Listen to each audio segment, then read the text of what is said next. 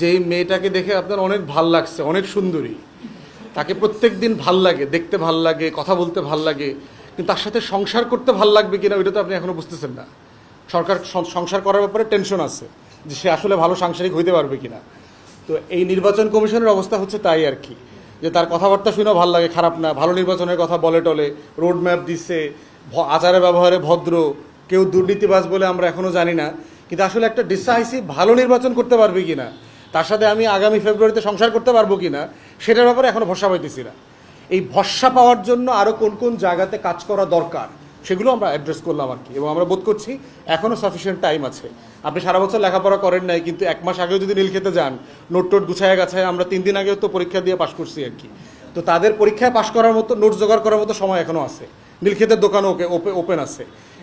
এই বাস্তবতাগুলো আমরা তুলে ধরলাম, যে আমরা বোধ করছি এই জায়গাগুলোকে অ্যাড্রেস করলে আস্থা আরও বাড়বে। দেখেন, সুষ্ঠু নির্বাচন, আইনশৃঙ্খলা বাহিনীর অবস্থা খুব খারাপ সেটা বলছি না, কিন্তু বাস্তবতা হচ্ছে যেহেতু আপনার অনেক বছর নির্বাচন হয় নাই, একটা কনস্টিটিউয়েন্সিতে এত প্রার্থী দেখলাম, 12 জন 16 জন, একটা বড় দল থেকে 20 জন পর্যন্ত ক্যান্ডিডেট দেখতে পাচ্ছি, এবং তার ভিতরে 4-5 জন আছে 5 জনই শত শত কোটি টাকা খরচ করার মতো, এবং 5 জনেরই আপনার ভালো লোকবল আছে। তাহলে চিন্তা করে দেখেন কি পরিমাণ উৎপাত, ভায়োলেন্স সেখানে হবে।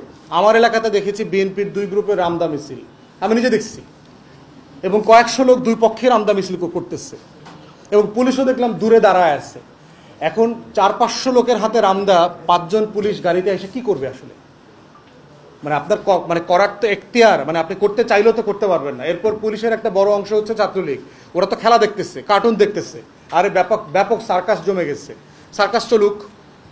তো সেই জায়গাতে আমরা বোধ করতেছি আইনশৃঙ্খলা পরিস্থিতি খুব খারাপ, বাস্তবতা তা না, কিন্তু বহু বছরের একটা নির্বাচন না পাওয়ার, এবং অনেকের আছে এটাই জীবনের শেষ নির্বাচন, সে নির্বাচিত হইয়া কবরে যাইতে চায়, এরকম শত শত ক্যান্ডিডেট আছে সারা বাংলাদেশে।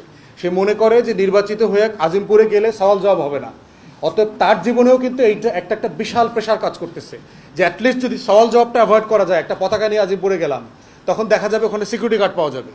তো সেই বাস্তবতায় তো একটা কম্পিটিশন বেড়ে গেছে। তো এই জন্য আমরা বোধ করছি যে এই টেনশনগুলো বাড়বে যত সময় আসতেছে।